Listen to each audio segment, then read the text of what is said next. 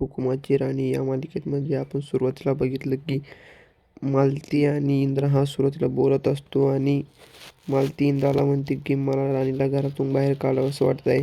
तर इंद्र म्हणतो काढ ना, पण मला त्या अगोदर तिला खूप असा त्रास द्यायचा आहे, म्हणजे ती घरातून निघताना तिला पूर्णपणे त्रास द्यायचा आहे मला, आणि नंतर मग तिला घराबाहेर काढायचं आहे. इंद्रा म्हणतो की हुकुमाची राणी म्हणून मिरवायची तिची हिंमत झाली नाही पाहिजे, इतका त्रास द्यायचा आहे मला त्याला. आणि इकडे राणीचा बाप हातरून टाकत असतो, तर तेवढ्यात राणीच्या आईची खूप कंबर दुखते. तर ती म्हणते आणि तो बोलतच राहतो राणीच्या आईला. आणि नंतर तो तिच्याकडे बघतो, तो म्हणतो अरे सुरके काय झालं काय झालं. तर ती म्हणते की गोळ्या गोळ्या घातल्या नाही. तर नंतर राणीचा बाप म्हणतो की तुला किती वेळेस सांगितलं की गोळ्या घे जा, तू काय ऐकतच नाही. राणी होती तेव्हा चांगलं होतं, तेव्हा कशी टाईमवर गोळ्या घेत होती.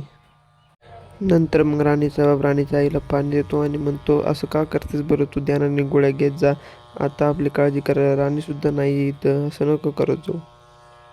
राणीचा बाप तिच्या आईला म्हणतो की तुझी आता मी कंप्लेंटच करणार आहे राणीकडे. तर राणीची आई म्हणते नको बा, तिला नका सांगू, ती उगाच काळजी करेल माझी. गोळ्या खायच्या राहिल्या होत्या म्हणून मला त्रास झाला, तर गोळ्या खाल्ल्या की होईन मी बरी, आता नका सांगू.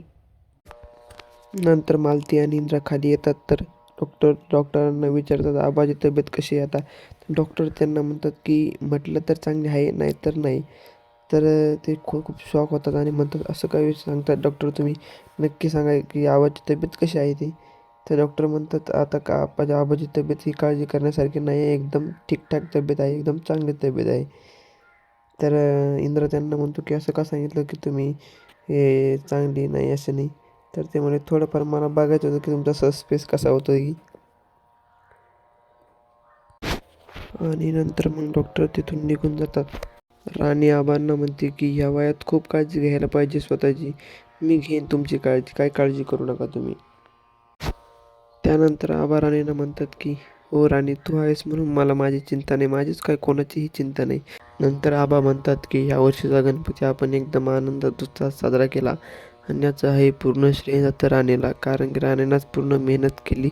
आणि आबा म्हणतात की आपल्या इंद्रासुद्धा राणीच्या सोबत होता म्हणून की हा गणेशोत्सव आनंदात पार पडला.